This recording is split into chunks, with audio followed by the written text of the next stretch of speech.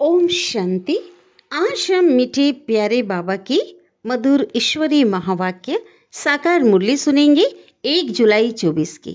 आज की मुरली का सार है, मीठे बाबा कहते हैं, मीठे बच्चे, शांति धाम पावन आत्माओं का घर है। उस घर में चलना है तो संपूर्ण पावन बनो। आज की मुरली का प्रश्न है, बाबा पूछ रहे हैं कि बाप सभी बच्चों से कौन सी गारंटी करते हैं? भगवान कौन सी गारंटी करते हैं? उत्तर है, मीठे बच्चे तुम मुझे याद करो तो मैं गारंटी करता हूँ कि बिगर सजा खाए तुम मेरे घर में चलेंगे। तुम एक बाप से दिल लगाओ, इस पुरानी दुनिया को देखते हुए भी नहीं देखो, इस दुनिया में रहते पवित्र बनकर दिखाओ, तो बाबा तुम्हें विश्व की बादशाही अवश्य देंगे। ये बाबा की गारंटी है। ओम शांति। विस्तार से सुनते हैं मुरली। रूहानी बच्चों से रूहानी बाप पूछ रहे हैं, यह तो बच्चे जानते हैं कि बाबा आया है हम बच्चों को अपने घर ले जाने के लिए। अब बाबा कह रहे हैं, अब घर जाने की दिल होती है। इस समय तो स्वाभाविक है, सबकी दिल हो रही है ना, क्योंकि सभी दुखी अशांत हो गए हैं, है ना। तो बाबा ये कह रहे हैं, वह है सब आत्माओं का घर। कौन सा? परम धाम, शांति धाम। और यहाँ सब जीव आत्माओं का घर एक नहीं है ना। देह जिस घर में रहती है, सबका जो मकान है ना, वो सबका अलग अलग है। यह तो समझते हो ना, बाप आया हुआ है और निमंत्रण पर बुलाया है बाप को, हमको घर अर्थात शांति धाम ले चलो। अब बाबा कहते हैं, अपने दिल से पूछो, हे आत्माएं, तुम पतित कैसे चल सकेंगी? पावन तो जरूर बनना है ना। अब घर चलना है और तो कोई बात नहीं कहते हैं। बाबा कहते, भक्ति मार्ग में भी तुमने इतना समय पुरुषार्थ किया, किसके लिए? मुक्ति के लिए। तो अब बाप पूछते हैं, घर चलने का विचार है? घर चलने का विचार है? तो बच्चे कहते हैं, बाबा इसके लिए ही तो इतनी भक्ति की है ना। यह भी जानते हो, जो जीव आत्माएं हैं सबको ले जाना है। पूरे विश्व की आत्माओं को बाबा ले जाएंगे, परंतु पवित्र बनकर घर जाना है। फिर पवित्र आत्माएं ही पहले पहले आती हैं। कहाँ आएंगी? इस सृष्टि रंगमंच में पाठ बजाने। आप पवित्र आत्माएं तो घर में रह नहीं सकती। अभी जो भी करोड़ों आत्माएं हैं, सबको घर जरूर जाना है। उस घर को शांति धाम व वानप्रस्थ कहा जाता है ना। वाणी से परे वो धाम, इसलिए वानप्रस्थ। हम आत्माओं को पावन बनकर पावन शांति धाम जाना है। बस कितनी सहज बात है। वह है पावन शांति धाम आत्माओं का। बाबा कहते, और यह और सतयुग क्या है? वह है पावन सुख धाम जीव आत्माओं का। ठीक है, वह पावन शांति धाम केवल आत्माओं का है और जीव आत्माओं का पावन सुख धाम है ना। सतयुग कौन सा है? पावन सुख धाम। और यह है पतित दुख धाम जीव आत्माओं का। ठीक है, तो कौन सी आत्माएं? पतित आत्माएं हैं यहाँ। इसमें मुंझने की तो बात ही नहीं। शांति धाम जहाँ सब पवित्र आत्माएं निवास करती हैं, वह आत्माओं की पवित्र दुनिया वाइसलेस है। निर्विकारी दुनिया, इनकॉर्पोरियल वर्ल्ड, निराकारी दुनिया। यह पुरानी दुनिया है सब जीव आत्माओं की, देहधारियों की। सब पतित हैं। अब बाप आए हैं आत्माओं को पावन बनाकर पावन शांति धाम में, पावन दुनिया शांति धाम में ले जाने। फिर जो राजयोग सीखते हैं वही पावन सुख धाम में आएंगे। यह तो बहुत सहज है, इसमें कोई भी बात का विचार नहीं करना है, बुद्धि से समझना है ना। सारी बात किससे समझनी है? बुद्धि से समझनी है। हम आत्माओं का बाप आया हुआ है हमको पावन शांति धाम में ले जाने। वहां जाने का रास्ता जो हम भूल गए थे, सो अब बाप ने हमें बताया है। कल्प कल्प मैं ऐसे ही आकर कहता हूँ, शिव बाबा कहते कि हे बच्चे, मुझ शिव बाबा को याद करो।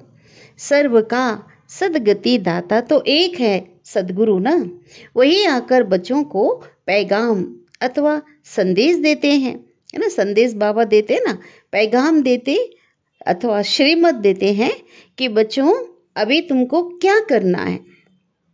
बाबा ही तो बताते हैं ना। आधा कल्प तुमने बहुत भक्ति की है, बहुत दुख उठाया है, खर्चा करते करते भक्ति मार्ग में क्या किया, खर्चा करते करते अभी कंगाल बन गए हो। आत्मा भी जो सतो प्रधान थी वो तमो प्रधान बन गई है। बस अब थोड़ी सी बात समझने की है ना। तो बाबा कह रहे हैं अब घर चलना है वा नहीं। तो बच्चे क्या जवाब दे रहे हैं, हाँ बाबा जरूर चलना है। वह तो हमारा स्वीट साइलेंस होम है ना। यह भी समझते हो कि बरोबर अभी हम पतित हैं, इसलिए वहां जा नहीं सकते। तो अब बाबा कहते हैं मुझे याद करो तो तुम्हारे पाप कट जाएंगे। कल्प कल्प मैं यही पैगाम देता हूँ कि अपने को आत्मा समझो। यह देह, हाँ शरीर तो खलास हो जाना है, विनाश हो जाएगा ना, शरीर का खत्म हो जाएगा। बाकी आत्माओं को वापिस आना है। आत्मा तो अविनाशी है, वो चली जाएंगी। उनको कहते हैं, आत्माओं की दुनिया को क्या कहते हैं, निराकारी दुनिया। अब सभी निराकारी आत्माएं वहां रहती हैं, है ना। वह घर है। निराकार बाप भी वहां रहते हैं। बाबा आते हैं सबसे पिछाड़ी में, अंत काल में आते ना, सृष्टि के अंतिम समय में, क्योंकि फिर सबको वापिस ले भी जाना है ना। एक भी पतित आत्मा रहती नहीं है, ठीक है। कहाँ पे, जहाँ ले जाएंगे वहाँ एक भी पतित आत्मा नहीं रहती। इसमें कोई मुंझने व तकलीफ की बात नहीं है। गाते भी तो है ना, हे पतित पावन आओ और आकर हमको पावन बनाकर साथ में ले चलो। सबका बाप है ना, कौन, पिता परमात्मा शिव बाबा। फिर जब हम नई दुनिया में पार्ट बजाने आते हैं तो बहुत थोड़े रहते हैं। बाकी इतनी करोड़ आत्माएं कहाँ जाकर रहती हैं, है ना। ये तो बाबा ने बताया और सभी बच्चों को मालूम है ना। सतयुग में तो थोड़ी सी आत्माएं पार्ट बजाएंगी, बाकी इतनी आत्माएं जो इस समय ढेर आत्माएं हैं वो कहाँ रहती हैं, कहाँ रहती है, शांति धाम में। यह भी जानते हो सतयुग में थोड़ी सी जीव आत्माएं थी, छोटा सा झाड़ था, फिर वृद्धि को पाया है।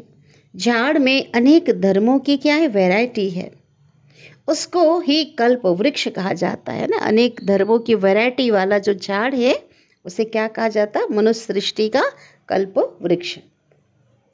कुछ भी अगर नहीं समझते हो ना तो पूछ सकते हो। बोलते हैं ना शिक्षक, टीचर क्या कहता है स्टूडेंट से, है ना, कि जो कुछ समझ ना आए तो पूछना, तो हम फिर से बताएंगे। तो बाबा भी कह रहे हैं पूछ सकते हो। कई कहते हैं बाबा हम कल्प की आयु को 5000 वर्ष कैसे माने। अरे बाप तो सत्य सुनाते हैं ना। चक्र का हिसाब भी बताया है, क्लियर है, एकदम क्लियर है चक्र में। और बाबा कहते बाबा पे निश्चय है, तो ये बात किसने बताया है, सत्य परमात्मा ने बताया है। इस कल्प के संगम पर ही बाबा आकर के दैवी राजधानी स्थापन करते हैं, जो अभी नहीं है। सतयुग में फिर एक दैवी राजधानी होगी। इस समय तुमको रचयिता और रचना का ज्ञान सुनाते हैं। बाबा कहते हैं मैं कल्प कल्प के संगम युगे आता हूँ, नई दुनिया की स्थापना करता हूँ। तो पुरानी दुनिया खत्म हो जानी है ना, पुरानी दुनिया को तो समाप्त होना है ना। ड्रामा प्लेन अनुसार नई से पुरानी दुनिया क्या होती है, नई से पुरानी और पुरानी से नई बनती है। तो ये खेल खेलते रहते हैं। अथाह चित्र है ना। दीपमाला पर खास दुकान निकालते हैं, दीपावली पर अनेका अनेक चित्र हैं। अभी तुम समझ गए हो, एक है शिव बाबा और हम सभी उनके बच्चे हैं। फिर यहाँ आओ, उस नई दुनिया में आओ तो क्या है, सतयुगी दुनिया में लक्ष्मी नारायण का राज्य, फिर त्रेता में राम सीता का राज्य, फिर क्या है बाद में द्वापर में क्या होता, और धर्म आते हैं। जिससे तुम बच्चों का बाबा कहते कनेक्शन ही नहीं है ना भाई, अन्य धर्मों से तो नहीं है ना, वह तो अपने अपने समय पर आते हैं, फिर सबको वापिस जाना है।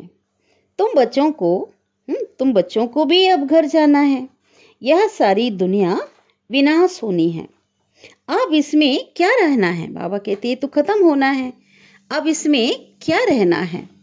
इस दुनिया से दिल नहीं लगती। बाबा कहते नहीं लगानी है। इस दुनिया से बच्चों की दिल भी अब नहीं लगती है, और बाबा कहते लगानी भी नहीं है दिल। ठीक है, दिल लगानी किससे है? दिल लगानी है एक माशूक से। वह कहते हैं मुझ एक के साथ दिल लगाओ तो तुम पावन बनेंगे। दिलाराम के साथ क्या लगानी है? दिल लगानी है। अब बहुत गई थोड़ी रही, थोड़ी भी अब जाए, टाइम जाता रहता है। योग में नहीं होंगे तो फिर अंत के समय बहुत पश्चाताप करेंगे। देखो बाबा हमें सावधान कर रहे हैं ना। सजा खाएंगे क्योंकि विकर्म विनाश नहीं होंगे, पावन नहीं बनेंगे तो क्या होगा? सजा खानी पड़ेगी, पद भी भ्रष्ट हो जाएगा। यह भी तुमको अभी मालूम पड़ा है कि अपना घर छोड़े हमको कितना समय हुआ है ना? बहुत समय हो गया, लगभग 5000 वर्ष पूरे हो रहे हैं। घर जाने के लिए ही तो माथा मारते हैं ना, कितने प्रयत्न करते, पुरुषार्थ करते, मेहनत करते आए। बाप भी घर में ही मिलेगा। अब सतयुग में तो नहीं मिलेगा ना, है ना? सभी से कहाँ मिलेगा? घर में मिलेगा। मुक्ति धाम में जाने के लिए मनुष्य देखो कितनी मेहनत करते हैं। उसको कहा जाता है भक्ति मार्ग। अभी भक्ति मार्ग खलास होना है ड्रामा अनुसार। अभी मैं तुमको घर ले जाने के लिए आया हूँ, जरूर ले जाऊंगा कह रहे बाबा। जितना जो पावन बनेंगे उतना ऊंच पद पाएंगे, इसमें मुंझने की बात ही नहीं है। बाबा कहते हैं बच्चे तुम मुझे याद करो तो मैं गारंटी करता हूँ तुम बिगर सजा खाए घर चले जाएंगे। याद से तुम्हारे विकर्म विनाश होंगे। अगर मुझे याद नहीं करेंगे तो सजाएं खानी पड़ेगी। हर 5000 वर्ष के बाद मैं यही तो आकर समझाता हूँ। ये बातें बार बार बाबा कहते मैं समझाता हूँ। मैं अनेक बार आया हूँ तुमको वापिस घर ले जाने के लिए। तुम बच्चे ही हार और जीत का पार्ट बजाते हैं। आदि काल से जो आत्माएं है ना, सृष्टि के प्रारंभ से पार्ट बजाते हैं। दैवी कुल की आत्माएं वो हार और जीत का पार्ट बजाते ना, ऑलराउंडर पार्टधारी हैं। तो बाबा कहते हैं फिर मैं आता हूँ ले जाने। जब पाठ समाप्ति की ओर होता है तो मैं ले जाता हूँ। यह है पतित दुनिया। इसके लिए ही गाते हैं ना कि पतित पावन आओ, हम विकारी पतित हैं, आकर हमें निर्विकारी बनाओ। तो अभी तुम बच्चों को संपूर्ण निर्विकारी बनना है। जो पीछे आते हैं वो सजा खाकर जाते हैं, इसलिए फिर आते भी ऐसी दुनिया में हैं जहाँ 2 कला कम हो जाती। त्रेता वाले भी क्या होंगे?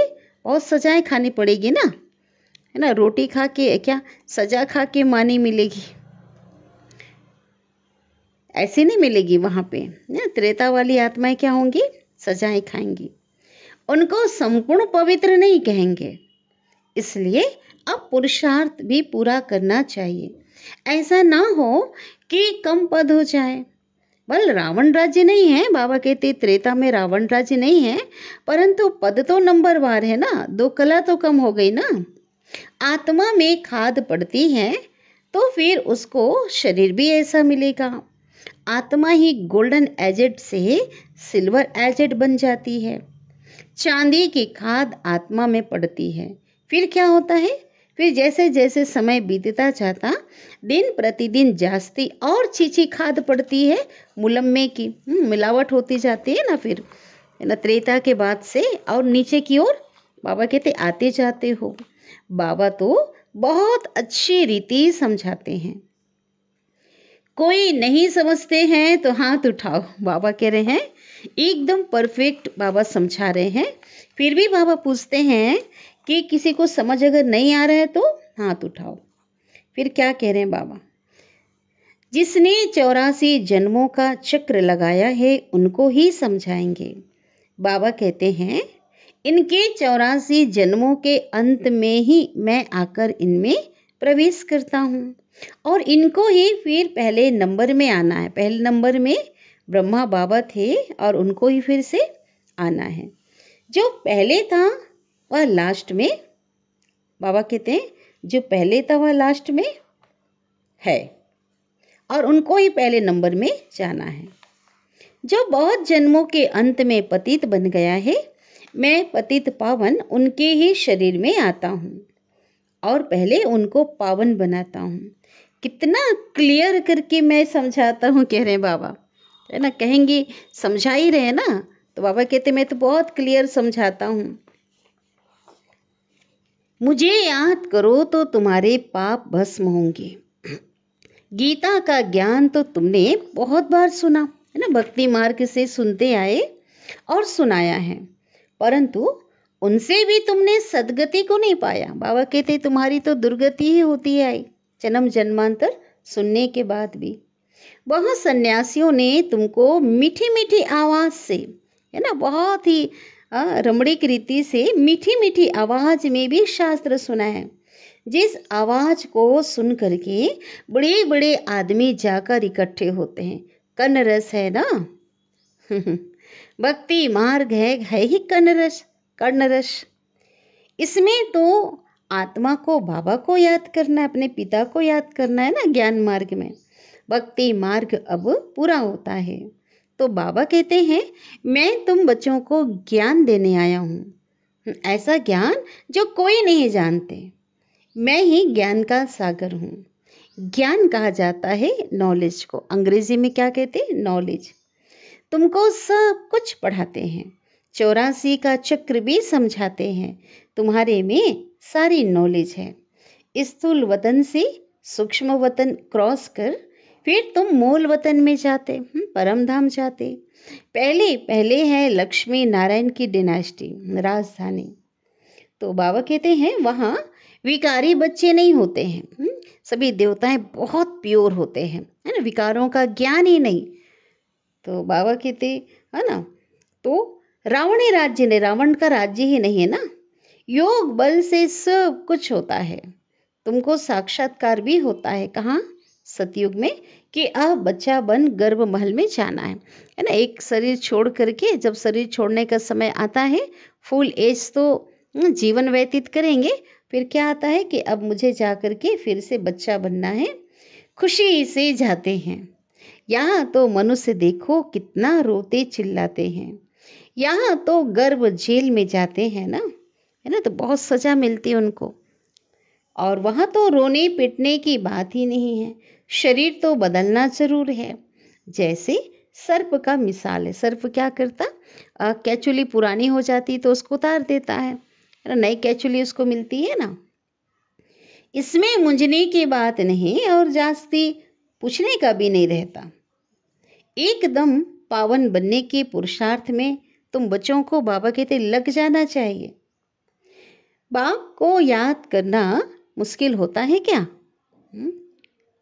बाप के सामने बैठे हो ना, बाबा मुरली सुना रहे हैं और कहते बाबा के सामने बैठे हो, अपने पिता को याद करना क्या मुश्किल हो सकता है क्या?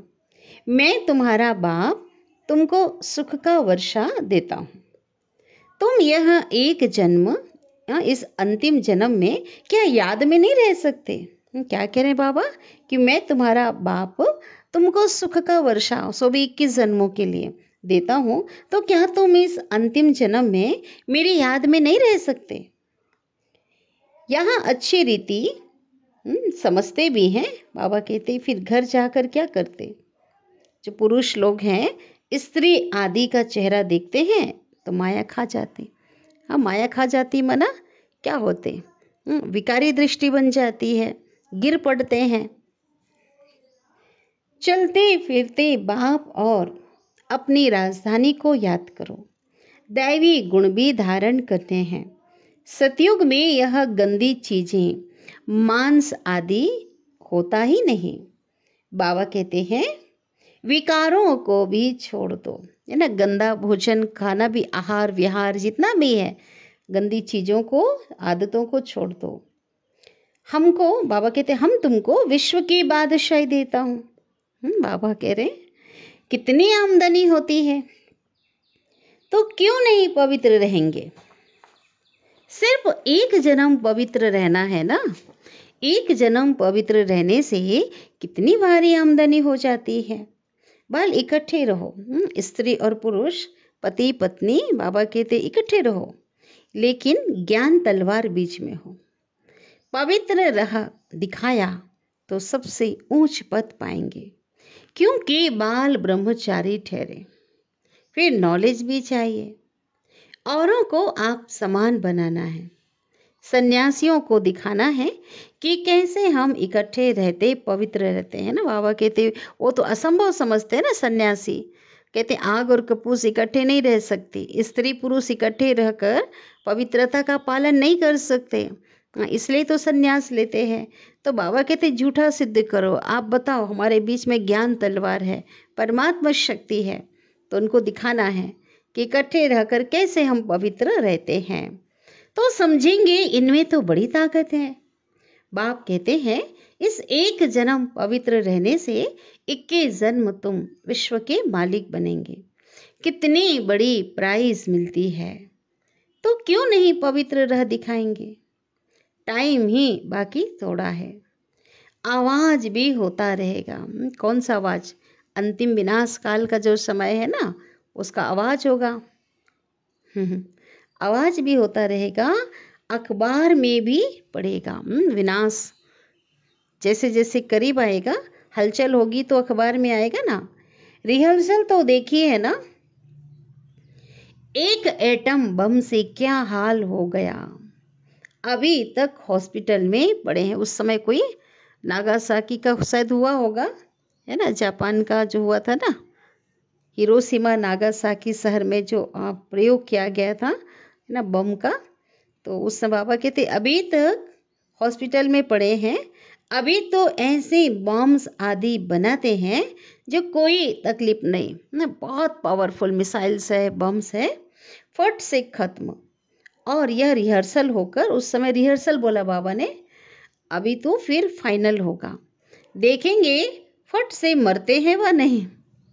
ठीक है, फिर और युक्ति रचेंगे। हॉस्पिटल आदि तो होगी नहीं, कौन बैठ खिदमत करेंगे, कौन सेवा करेंगे। कोई ब्राह्मण आदि खिलाने वाला नहीं रहेगा, ना कोई अंतिम संस्कार करने वाला होगा, श्राद्ध करने वाला होगा, ना कोई ब्राह्मण आदि खिलाने वाला रहेगा। बम छोड़ा और खलास। अर्थक्वेक में सब दब जाएंगे, देरी नहीं लगेगी। ठीक है, बाबा ने तो बताया है ना कि भारत में क्या होगा। भारत में तो प्राकृतिक आपदा होगी, है ना, गृह युद्ध, धर्म युद्ध यहाँ होगा। बाकी बम्स से तो बाहरी दुनिया धधकेगी ना। लेकिन इसमें भी नहीं बचेंगे, कह रहे हैं बाबा। भूकंप में भी क्या होते, अंदर दब जाएंगे, देरी नहीं लगेगी। यहाँ तो ढेर मनुष्य हैं, सतयुग में बहुत थोड़े होते हैं। तो इतने सब कैसे विनाश होंगे, है ना। आगे चल देखना है। वहाँ तो शुरू में 9 लाख हैं।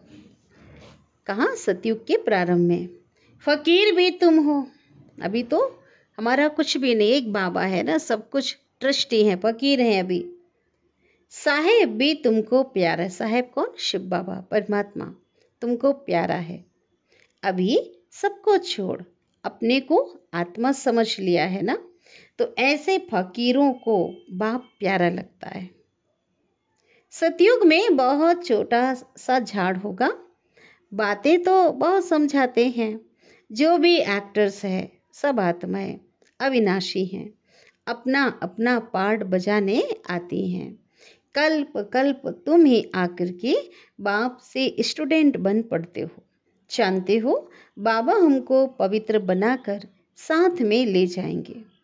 बाबा भी ड्रामा अनुसार बंधायमान है, सबको वापिस जरूर ले जाएंगे। इसलिए नाम ही है पांडव सेना। तुम पांडव क्या कर रहे हो, पूछ रहे हैं। फिर बाबा ही बता रहे, तुम बाप से राज्य भाग ले रहे हो। कैसे? हूबहू कल्प पहले मिसल। सो भी नंबरवार पुरुषार्थ अनुसार, है ना। अच्छा, बाप दादा की ओर से याद प्यार ले लेते हैं। मीठे मीठे सिकिलिदे बच्चों प्रति माता पिता बाप दादा का याद प्यार और गुड मॉर्निंग। रूहानी बाप की रूहानी बच्चों को नमस्ते। और हम रूहानी बच्चों की रूहानी माता पिता बाप दादा को याद प्यार, गुड मॉर्निंग और नमस्ते। शुक्रिया बाबा, शुक्रिया, आपका दिल से पद्मा पदम गुणा शुक्रिया। धारणा के लिए मुख्य सार है, पहली पॉइंट है, बाप का प्यारा बनने के लिए पूरा फकीर बनना है। देह को भी भूल स्वयं को आत्मा समझना ही फकीर बनना है। बाप से बड़े ते बड़ी प्राइज लेने के लिए संपूर्ण पावन बनकर दिखाना है, तभी प्राइज मिलेगी, ठीक है, पुरस्कार मिलेगा। सेकेंड पॉइंट है, वापस घर जाना है, इसलिए पुरानी दुनिया से दिल नहीं लगानी है, एक माशूक से ही दिल लगानी है। बाप और राजधानी को याद करना है। सदगुरु शिव बाबा हमें वरदान दे रहे हैं, ब्राह्मण जीवन में सदा चीयरफुल और केयरफुल मूड में, खुशनुमा और कैसे केयरफुल मूड में रहने वाले कंबाइंड रूपधारी भव। यदि किसी भी परिस्थिति में प्रसन्नता की मूड परिवर्तन होती है तो उसे सदाकाल की प्रसन्नता नहीं कहेंगे। ब्राह्मण जीवन में सदा चीयरफुल, सदा प्रसन्न रहना है, खुशनुमा और केयरफुल मूड हो, सावधानी भी रखनी है, मूड बदलनी नहीं चाहिए। बाबा कहते देवताओं का जैसे देखेंगे ना, फेस एकदम स्माइल एक जैसा है, तो आप बच्चों का मूड नहीं बदलना चाहिए कभी ऐसे कभी वैसा नहीं। जब मूड बदलती है ना तो कहते हैं मुझे एकांत चाहिए, आज मेरा मूड ऐसा है। और मूड बदलती कब है, बाबा ही बता रहे, जब अकेले हो जाते हो, ठीक है, तब मूड बदल जाती है। सदा कंबाइन रूप में रहो, बाबा के साथ आप और बाप, बाबा के साथ क्या रहो, कंबाइन रूप में रहो तो मूड नहीं बदलेगी। स्लोगन है, कोई भी उत्सव मनाना अर्थात याद और सेवा के उत्साह में रहना। कोई भी उत्सव बनाना है ना, तो वही सबसे बड़ा उत्सव है कि उस उत्सव को, उस त्यौहार को, उस पर्व को बनाते हुए क्या करना है, याद भूलनी नहीं है। तो वही सबसे बड़ा उत्सव है जब हम बाबा की याद में रहते हैं।